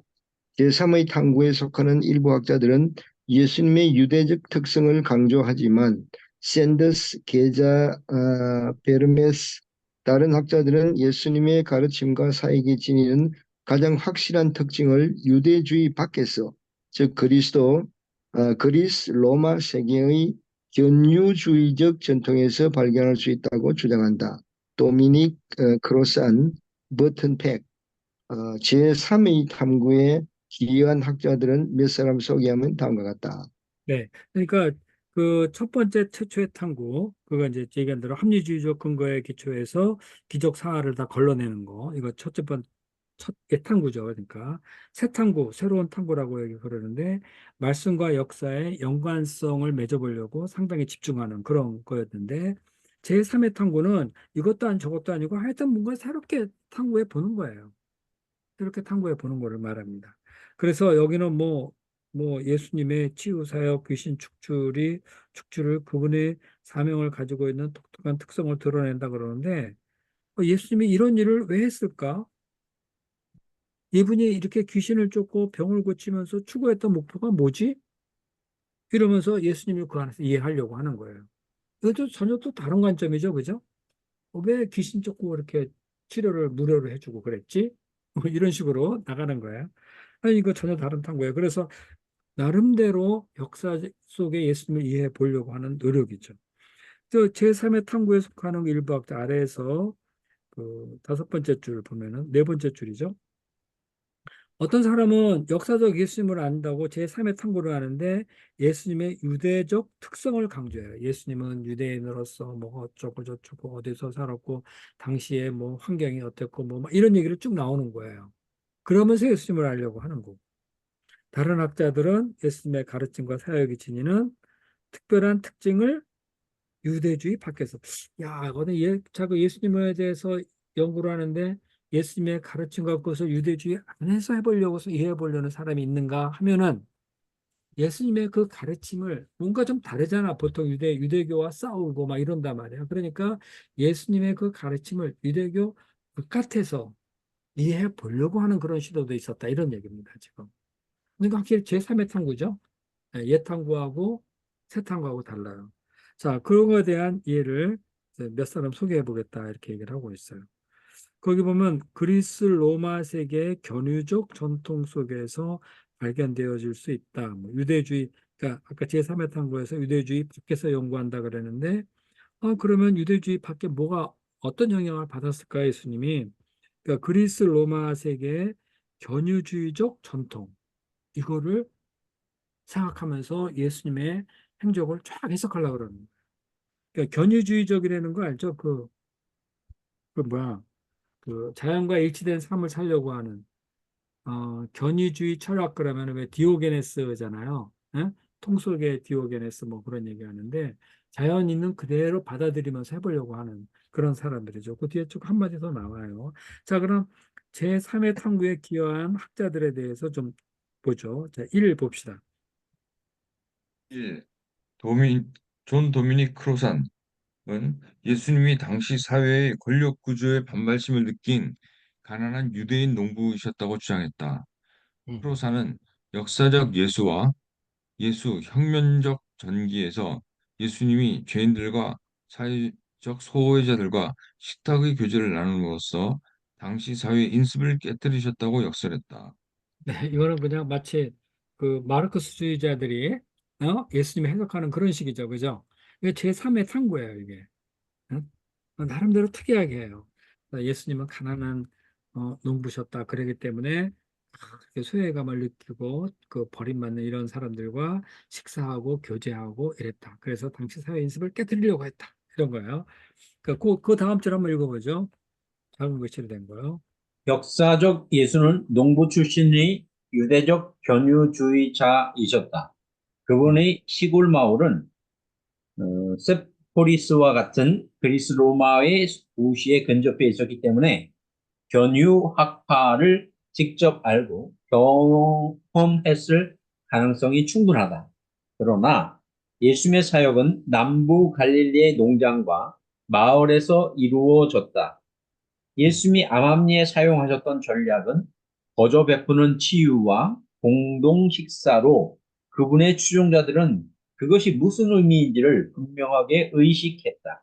다시 말해 그것은 유대교와 로마 제국의 위계적이고 보호주의적인 권력 체계를 동시에 부정하는 종교적, 경제적 평등주의를 선언하는 것이었다. 네, 하여튼 이런 것들을 보면 하여튼 그 20세기 사상가들 그런 사상가들의 접근 방법이에요. 뭐 해방신학, 뭐, 뭐 마르크스주의자들 그런 식의 이제 해석이죠. 거기 보면요, 역사적 예수는 농부 출신의 유대적 견유주의자였다 그러는데 유대에서 살았는데 견유주의자인데 이분이 어디서 살았느냐 하면은 시골 마을 세포리스 같은 그리스 로마 도시에 근접해 있었기 때문에 그리스 로마의 견유학파의 영향을 받았다는 거예요. 직접 알고 경험을 했을 가능성이 있다. 이게 견유학파라는 것은 아까 잠깐 얘기했지만 어떤 세상의 풍속이나 사상, 그런 도덕적 규범 이런 것을 비웃고 무시하고 그러면서 인간 본성이 모든 것에 자연스럽다. 그러면서 새로운 인생관을 전개해 나간 거거든요. 그러니까 뭐 도덕 사상 이런 걸 비웃으니까 자연히 그 죄인들, 사회적으로 소외당한 사람 이런 사람들을 그 배척하는 걸 싫어하겠죠. 그러니까 그런 사람하고 예수님이 이런 견유학 방향을 고지방에서 살아가지고 알고 경험했을 가능성이 있어서 그런 식으로 예수님이 사역을 전개했다. 이런 식의 얘기를 하고 있는 거예요. 자, 그 다음에 자, 마커스 보고를 봅시다. 마커스 보거 1942년 출생 예수 새로운 비전과 예수를 처음으로 다시 만나다 1944년 같은 책에서 예수님이 성전 지배층에 강력한 도전을 제기함으로써 유대교를 혁신하는 데 관심을 기울였던 체제 전복적인 현자였다고 주장했다. 네, 이거 다분히 사상적이죠. 사상적으로 해석한 거예요. 이것도 마찬가지예요. 지배층에 대한 도전 이러니까 보니까 뭐 해방신학이라든가 하여튼 뭐 이런 사회주의 사상이라든가 그런 것에 깊이 물들어 있는 사람들이 예수님을 그런 관점으로 보고 해석을 하는 거예요. 자, 그 다음에 세 번째 봅시다. 최근에 신약 성경학자 가운데서 세속적 성향이 가장 강한 학자로 널리 알려진 버튼 맥은 순수의 신화와 잃어버린 복음에서 예수님이 개인주의를 가르친 견유학파의 계통을 따르는 현자이셨다고 주장했다. 예수님은 헬라적 견유주의자로서 즉 성전의 위치나 율법의 역할 같은 유대적 문제들에게는 그다지 큰 관심을 기울이지 않고 당시 음. 사회 인습을 비웃는 데 초점을 맞추셨다.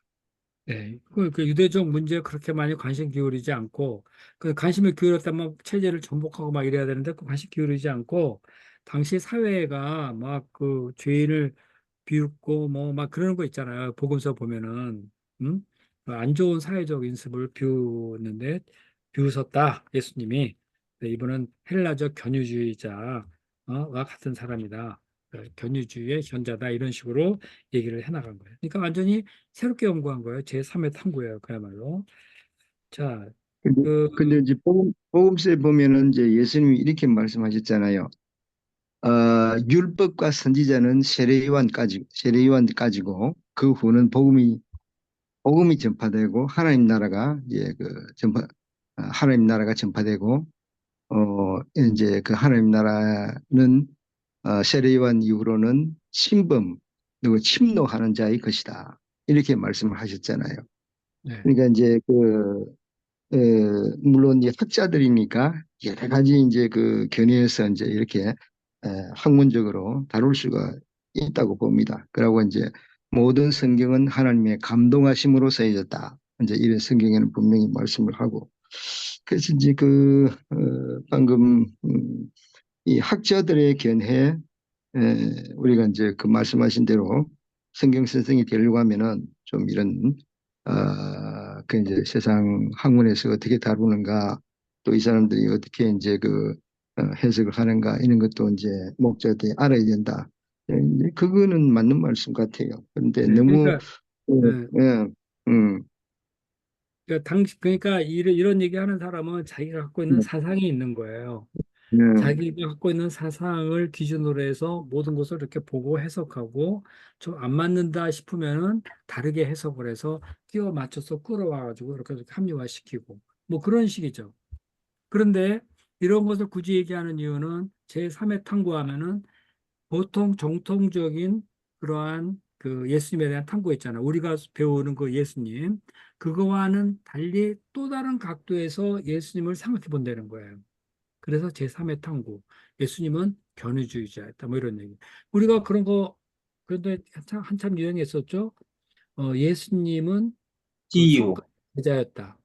그런 거 있었죠. 그죠? 예수님은 석가의 제자였다. 그래가지고 예수님이 공생애를 시작하기 전까지 어디에 있었느냐? 어? 그의 행적이 없다. 근데 그 기간 동안에 예수님은 저 인도로 가서 불교를 배우고 석가의 제자가 돼서 돌아왔다. 그래서 예수님의 가르침 속에는 불교와 상통하는 것이 그렇게 많은 것이다. 어? 오른 뺨을 때리면 왼뺨도 갖다 대라. 뭐 아주 대자대비 마음이 넓잖아요. 그죠? 응? 그런 식으로 그러니까 불교 사상과 기독교 사상을 막 연결시켜 가면서 예수님은 석가의 제자였다. 이것도 제3의 탐구예요. 일종의. 응? 이런 거 되게 많습니다. 자, 샌더스 얘기를 보겠습니다. 샌더스 1937년은 샌더스는 예수님을 유대 백성을 회복하는 데 관심을 기울였던 선지자적인 인물로 간주했다. 그는 예수와 유대교와 예수라는 역사적 인물과 같은 저서에서 예수님이 이스라엘의 종말론적인 회복을 꿈꾸셨다고 주장했다. 하나님은 현 세대를 종식하고 새 성전을 중심으로 하는 새로운 질서를 구축하셨으며 예수님을 자신의 대리자로 세우셨다. 네, 이것도 이제 샌더스가 나름대로 그럴듯하게 얘기한 거죠. 그죠? 예수님을 선지자적 인물로 간주해서 유대 백성을 회복하려고 새로운 성전, 새로운 질서 구축하려고 했다. 네, 이렇게 얘기한 거죠. 뭐 이게 예수님에 관한 이야기를 했는데 아주 틀린 말이다. 전혀 근거 없는 말이다. 이렇게 말하기는 어려운 거예요. 나름대로 성경을 쭉 보니까 그런 면이 있으니까 그런 면을 쫙 뽑아내가지고 얘기를 한 거예요.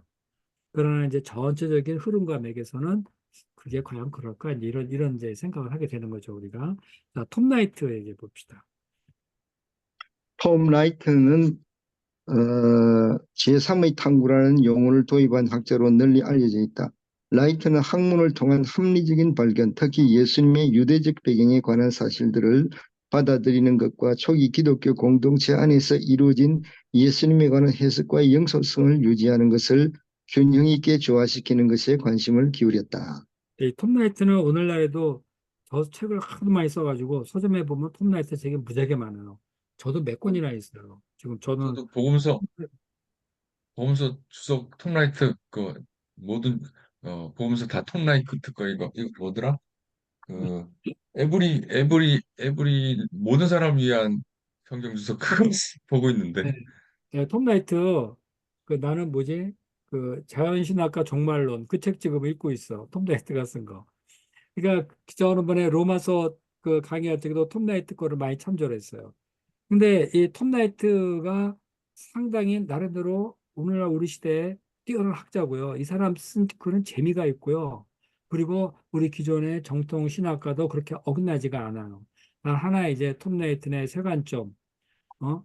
의로움을 받아야 구원을 받는데 그 의가 행위와 좀 연결시켜 가지고 막 공격을 받고 그러기는 하지만은 전반적으로 톰라이트의 여기 얘기하는 대로 있죠. 양쪽을 다 진지하게 공부해서 연결시켜 보자. 어느 한쪽을 배제하지 말고 다 공부해서 연구해서 맞춰보자 하는 거예요. 그 조그만 글씨가 바로 그겁니다. 여기 한번 볼까요? 이제 우리는 예수님이 우리 제가요? 예, 예, 예, 우리는 예수님이 신성한 존재이시라는 것을 이미 알고 있다. 신성한이라는 말이 의미가 무엇인지를 이미 알고 있다고 전제하면 음, 예수님의 삶에 관한 역사적 기록은 그런 사실을 마땅히 드러낼 수밖에 없다. 음. 그것이 아니라면 우리는 엄밀한 역사적 탐구에 몰두해야 할 것이고 내심으로 기쁘든 두렵든 정통신학을 논박하거나 최소한 심각하게 훼손하지 않을 수 없을 것이다. 그러나 엄격한 역사, 1세기의 팔레스타인에서 일어난 실제 사건들에 대한 제한 없는 탐구와 엄격한 신학, 신이라는 용어와 신성한이란 형용사가 실제로 무엇을 가르치는지에 대한 제한 없는 탐구는 서로 조화를 이룬다. 예수님에 관한 논의에선 특히 더 그렇다.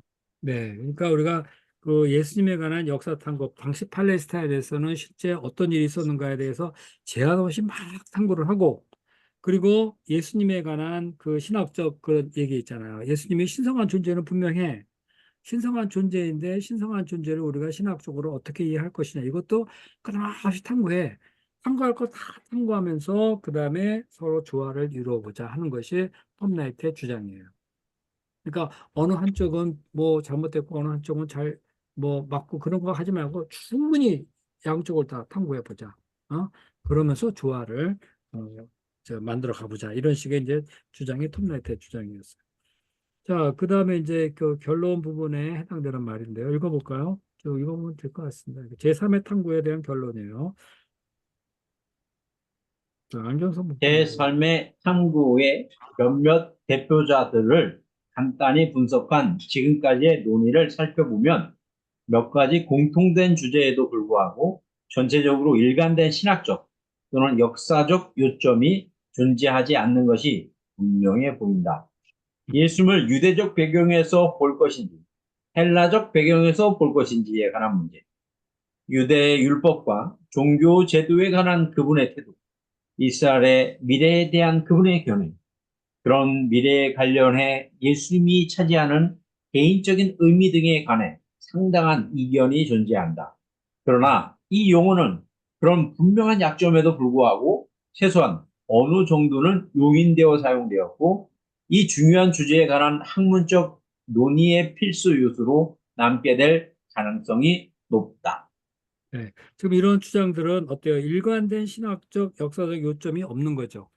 네? 뭔가 한쪽이 좀 이상하잖아. 우리가 이어받아야 알지만, 그죠? 뭔가 좀 엉성해. 나름대로 주장하지만.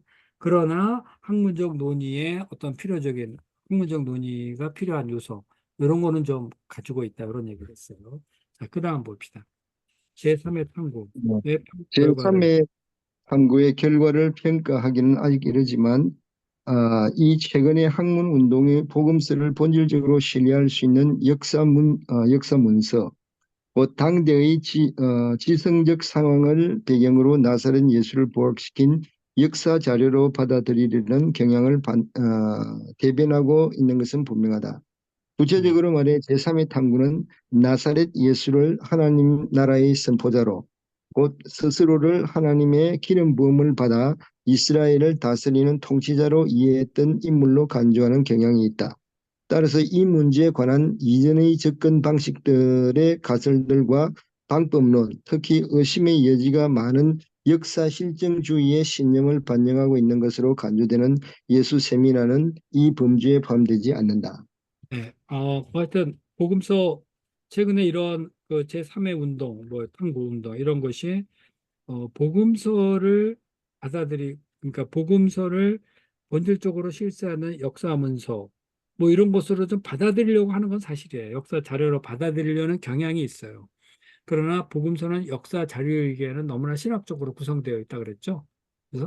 그래서 그 복음서를 가지고 역사적 예수님을 구성해 보려는 데는 너무나 많은 어려움이 있다. 그래서 뭐 불가능하다 해야 되는데 여간 이러한 것들이 있다는 거 우리가 알아두자. 이제 이런 얘기입니다. 음, 그러니까 과거의 역사적 탐구가 역사적 예수님에 대한 탐구가 어떠하든지 간에 그런 것에서 벗어나서 뭔가 새롭게 해보려는 이런 것들, 존중해주고 학문적으로 한번 관심을 가져둘 필요가 있다. 네.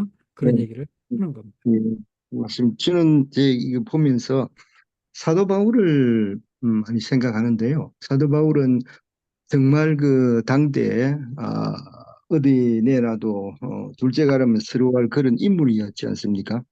그래서 이제 자기가 막쭉 자기 배경을 설명하고 자랑도 하고 그래도 나중에 가말리엘 문화생으로서 이제 여기 굉장한 그 당시에 학문적으로도 높은 학문을 한 사람인데 근데 나중에 이제 자기가 고백하기를 아, 내가 예수 그리스도 예수를 알고 난 후부터 생각해 보니까 그것이 다 초등 학문이었다.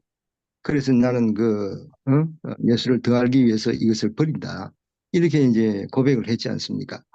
그러니까 이제 물론 학자님들이 이렇게 얘기하고 학설을 주장하고 하는 걸 이제 다 이해하죠. 그런데 이분들이 만약에 그 복음을 진짜 알았더라면 이런 주장을 했을까 하는 그런 생각을 하게 됩니다. 예, 네, 그렇죠. 네. 예. 자, 여기까지 그 역사적 예수 탐구 이제 마치겠습니다. 좀 아주 골치가 아픈 부분이었는데, 하여튼 그래도 잘 견디고 따라오셔서 감사합니다. 자, 이제 자, 남은 게, 근데 네, 근데 이제 톰라이트 같은 저는 이제 지금 역사적 예수에 대한 연구 이런 강대한 자료도 받아들이고 어, 예수님에 대한 이제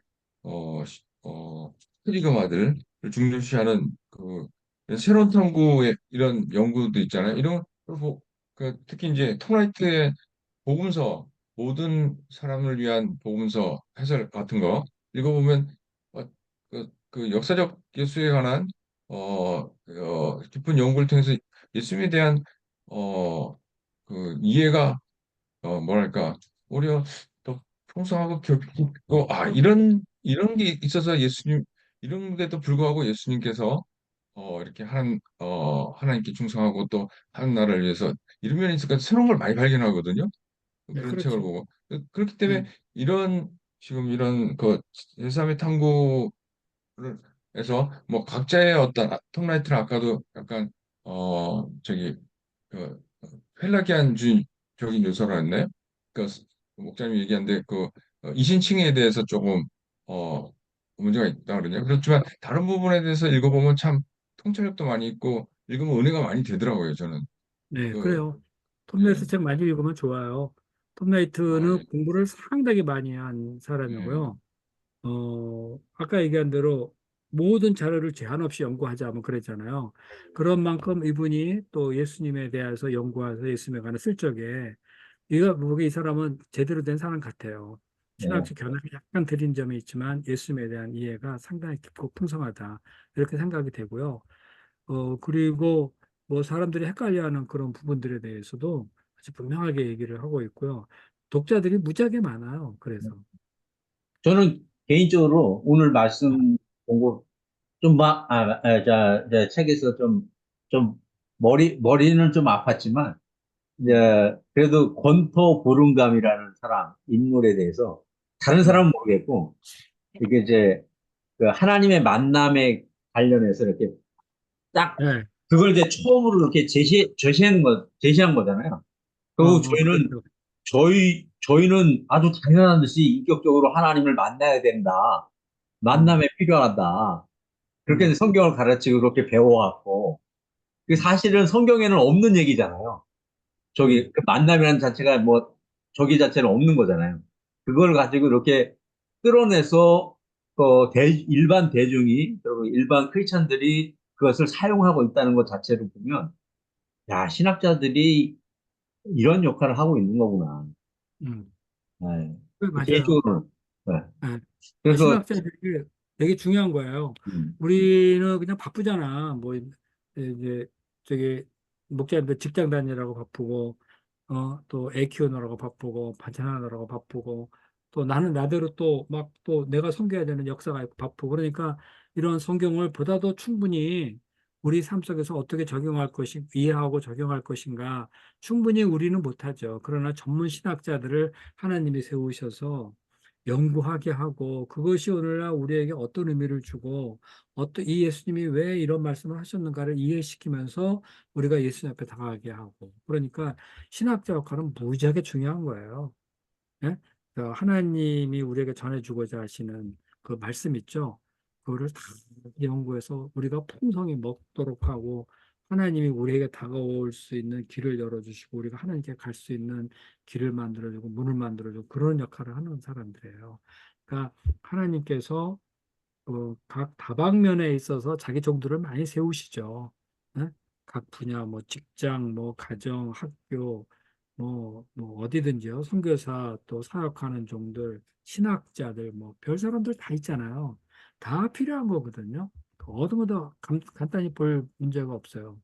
네, 다 중요한데 그 중에서 신학자 역할은 또 나름대로 하나님께서 특별한 은사를 주시고 사명을 주셔서 파괴하는 말씀을 파괴하는 거잖아요. 그게 되게 중요한 겁니다. 신학자들. 우리가 만약에 신학자들의 책이 없더라면 우리 이 사역이 얼마나 빈곤했을까. 우리가 생각하는 건 우리가 나름대로 한계가 있어요. 그런데 신학자들이 말씀을 깊이 파고 요리를 하고 드러내고 논쟁거리를 만들어내고, 그다음에 그것에 대한 해명을 하고 알려주고, 그러면서 많은 그 성도들에게 공감을 얻고, 또 성령께서 그런 결과에 대해서 감동을 주시고 우리를 이끌어 가도록 하시고, 이러는 건 중요하죠. 신학자들 정말 중요한 거예요. 네. 저는 봤을 때 그래서 이제 말하는 게 이제 사명, 음, 미션, 역할이 다르다. 지금 음, 현재 저 극동방송 듣고 있으면은 한 백석 신학교의 그 이사장께서 늘 메시지에 신학은 학문이 아닙니다 하면서 막 음. 신학자들이 믿음이 없어서 목회를 못해요 하면서 막 이렇게 얘기를 되게 많이 하시는데 아, 듣고 나면 신학자가 꼭 목회를 해야 되는가? 음. 그런데 물음표를 막 던지게 되더라고요. 그 말은 좀 너무해. 신학자들 목회하는 사람 얼마나 많은데 목회는 안 하지만은 신학자가 그 연구하는데 바쁜데 언제 교회 목회하고 있어. 그 만약 교회가 얼마나 그 많은 사람들을 다 양사모아 다 쫓아다니면서 챙겨주고 언제 그러면서 연구를 해. 근데 신학자들이 목회하는 건 쉽지가 않아요. 그렇지만은 목회 보통 이제 교회의 부사역자, 협동 목사 이런 거를 이제 활동을 되게 많이 하죠. 그래서 좋은 신학자가 있는 교회는요, 그 목사님하고 협력이 잘 돼가지고 때를 따라 필요한 이 양식들 있죠. 스페셜 양식들을 잘 요리해가지고 잘 주고 막 이러잖아요. 그 신학자들이 믿음이 없어서 목회를 못 한다는 거는 좀 그런 것 같고, 내가 보기에는. 음? 내가 음. 아는 교수도 자기 다 그만두고 목회한다고 막 짐을 다 정리했더라고. 그래서 그때 이제 마침 갔어. 근데 우리 생각엔 이분은 목회할 사람은 아닌데. 그러더니 결국에는 그만두고 지금 신학 교수하고 있어요. 근데 그 신학 교수도 보면은요, 막 논리적으로 잘 가르치고 막 그러는데 목회할 내면이 아닌 사람은 참 많아요. 역시 그 방면에서 그분은 그 일을 하고 말씀을 연구하고 이해시키고 이런 걸 많이 해야 되는 분이야, 내가 보기에. 다 사명이 달라요. 다르고 역할이 다른 것 같아요. 네, 그래요. 네. 우리가 똑같이 다들 이제 신자니까 신학에 대해서 관심을 갖고 공부할 필요는 있죠. 또 신학책도 보고 자기의 그 말씀에 대한 식견을 넓혀가고 깊게 하는 건 중요해요. 그리고 내가 생각하지 못하는 것을 신학자들의 책 이런 것들이 많이 알려주니까 네, 읽는 건 이제 참 좋습니다. 많이 읽는 게 좋겠어요. 그런 신학자는 신학자, 우리는 그들의 그 연구를 또 혜택을 받고 또 우리 삶의 각 분야에서 자기 역할을 하는 거죠. 네. 그 헤르만 바빙크 이제 그 교의학을 배우면서 너무 큰 감동을 많이 받았습니다. 많이 받고 그다음에 이제 그 칼빈이 썼다는 무슨 강요? 기독교 강요입니까? 네. 예. 저는 이제 개인적으로 소망은 기독교 강요를 우리 저 모세 목자님과 칼빈 기독교 강요를 한번 그 강의를 들어봤으면 하는 그런 생각도 있어요. 목사님 그 세 권, 600페이지짜리 세 권으로 된 거예요. 아, 그거는요, 그냥 읽으시는 게 나을 것 같아요. 되게 중요한 책이에요. 뭐 우리가 지금 말하는 음, 것들 뭐, 음, 다 거기서 거의 다 거기서 나와요. 그거를 기초로 해서 신학이 쫙 전개되고 그래요. 너무나 그분이 한 말이 너무나 맞는 말이고 정확한 말이라. 응? 한번 뭐 엄청난 해주실 사람이. 한번 해주실 의향은 없으세요? 그 없습니다, 그거는. 예? 그건 다 방대하고, 그래가지고, 그냥 읽으시는 게 좋을 것 같고요. 다른 책을 읽어가면서 이해하는 게 좋을 것 같아요. 내가 그 칼빈의 기독교 강해를 그 전공하는 사람한테 우리 UBF 목자를 대상으로 기독교 예, 강해를 해다 할 수 있느냐 그랬더니 예, 고개를 설레설레 어떻게 너무나 방대하고요. 그리고 그거를 강의한다는 것 자체가 내가 그 강요 그거를 누군가가 정리한 걸 내가 갖고 있어. 어디 갔는지 모르겠어. 근데 뒤져봐야 될 텐데. 그걸 갖고 있어요. 요점을 정리하고 막 나가야 되거든요. 다 읽기는 너무 어려워. 어? 근데 우리 그 기독교 강요에서 하고자 하는 말들은 거의 다 듣고 배웠어요. 응? 우리 그것 거의 다 듣고 배웠습니다. 뭐 거기 보면은 다른 말은 특별히 새로운 말은 없고요. 우리가 배운 것에 대한 그 설명 그런 것들 되게 많고 논리 그런 게 있고 그래요. 자, 오늘 그러면은 41분 여기까지 했고요. 그 다음에 이제 뭐를 해야 되느냐. 내가 좀 고민이 많이 돼요. 이게, 이거 어떻게, 이거를, 그 다음에 뭐를 할 것인가. 그러니까 그 앞에 좀 잠깐 목차를 좀 볼래요? 목차 보면은, 그랬지? 몇 페이지. 앞에 보면은, 어, 4장 있잖아요. 목차 보면은, 거기에 사회연구 나가지고 지금 역사적 예수에 관한 탐구 이게 나왔잖아요. 그 다음에 비교적 우리가 읽어보기 좀 쉬운 것이 맨 끝에서부터 얘기하면 다른 종교에 관한 기독교의 입장 이런 거, 음? 다른 종교에 대한 기독교의 태도는 무엇인가 그런 게 있고 또 페미니즘에 관한 비판 나오죠. 거기 예수님을 꼭 또 하나님 아서 그 남성적으로 표현하냐 성부, 성자, 성령 그런데 성부도 남성이고 성자도 남성인데 왜 이렇게 다 기독교는 남성 중심이냐? 그래서 거기서 반기를 들고 하나님은 이거 하나님을 하나님 어머니라 그러면 안 되느냐? 뭐 이런 식으로 이제 얘기를 하고 있는 사람들 있고 그런데 그거에 대한 좀 비판이 좀 있어요. 비판이 있는데 내가 보기에는 그렇게 읽어볼 만한 뭐 가치는 없는 것 같고 뭐 간단하게 뭐 한 10분 얘기하면 될까? 그 정도면 될 것 같고요. 그 부활에 관한 논쟁 이것도요.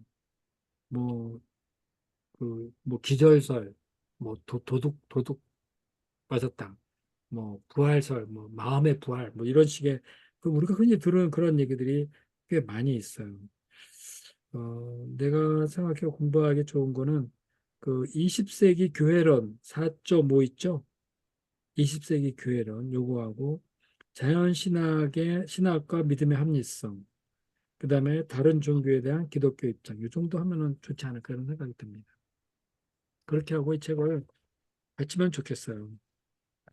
뭐 다른 것들은요, 그 목사님들이 개인적으로 읽어보시고 그러시면 좋을 것 같습니다.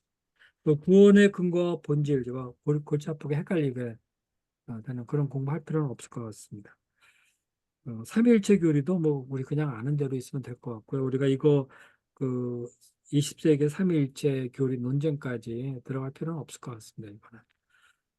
20세기 교회론과 자연신학과 믿음의 합리성, 그 다음에 다른 종교에 관한 기독교의 입장, 요거만 공부하고 이 책 마칩시다. 자, 책은 좋은 책을 선택했다고 보여지고요. 우리 목사님들이 새로운 관점에서 역사 신학을 보고 논쟁거리가 뭐였는가도 한번 검토해 본다는 점에서 뭐 배우고 다 잊어버려도 상관없어요. 아, 그런 게 있었다 하는 것만 아는 것만으로도 공부의 소득이 충분하다고 여겨집니다. 아, 그러면은요, 오늘 이런 여기까지 하고요. 제가 이 책이 끝난 다음에 제가 드린 책 있죠. 계시 철학에 의해. 그 책을 한번 하고 싶어요. 그 책은 그것도 일종의 철학 얘기지만은 세계관 이야기거든요. 그렇게 막 어려운 책도 아니고 읽어가면서 충분히 설명이 되어지는 책이니까 그 책을 한번 공부하면 좋을 것 같습니다. 인본주의, 계몽주의 사상에 대한 기독교의 그 반론이라 그럴까? 음? 네, 너무 어렵게 되어 있는 건 저자직강이네요. 아니고 저자직강을 한번 합시다. 그, 내가 그거 안 하면은 근데 그 책은 가져갔지만은 평생 안 읽을 거야. 거기다 평생 안 읽을 거야. 인구세목 때문에 그런 책을 썼지 하면서 괜히 어려워 보이고 읽어야 돼 그런 생각이 드는데 책만 줄 아, 것이 그러니까 아니라 한번 같이 공부를 해야 되겠다. 근데 저, 하다 저, 보면 저는 이 책, 읽으려고 어, 저기 회사에다가 갖다 놨어요. 근데 어, 안 펼쳐지더라고. 내가 안 펼치지. 이름부터가 계시 철학, 철학 얘기 그러니까 막 뭔 소리야 이거 그러면서 안 읽혀지지. 그런데 한번 읽으면은요 정말 좋아요. 근데 어떤 우리 데스테 목자님들한테 다 나눠줬거든요. 어떤 목자님은 세상에 이런 책을 다 썼냐 그러면서 네. 목자님이 세계를 다니면서 이거 특강을 해야 된대 나한테. 오, 그러니까 이제 그러니까 한번 읽어볼 만하다는 얘기예요. 내 말은. 응? 다 같이 한번 읽어봅시다. 내가 책 나눠주고 알겠습니다. 기념으로 나눠준 게 아니라 읽어보라고 나눠준 건데 한번 합시다. 네, 괜찮고 재밌을 거예요. 나는 좋아요. 자, 그러면은요 오늘 여기서 마치고요. 우리 박준호 목사 기도해주고 마칩시다. 그리고 신주님 감사합니다. 이 역사신학 말씀을 통해서 저희가 많은 이 시대에도 이 시대가 복잡해지고 또 많은 다양한 것들을 담아야 되는 시대인데 저희가 이런 것을 통해서 특히 이제 현재의 신학까지 오면서 많은 사상들을 여기서 많은 생각들을 를 배우면서도 저희의 기독교 신앙의 정체성을 점점 강하게 해주셔서 굳건하게 해주셔서 감사합니다. 네. 계속해서 이 말씀 통해서 저희가 성경과 예수님에 대한 깊은 이해를 더 풍성하게 해서 좋은 성경 선생으로 쓰임 받을 수 있도록 주님 도와주시길 기도합니다. 앞으로도 주님 저희 클래스 김호수 목사님 강의하시는 것을 축복하여 주시고 인도하여 주시기를 간절히 기도합니다. 네. 감사합니다. 예수님으로 기도합니다. 아멘. 아멘. 네, 감사합니다, 수고하셨습니다. 목사님. 네, 예, 감사합니다. 예. 수고하셨습니다. 네, 나갑니다.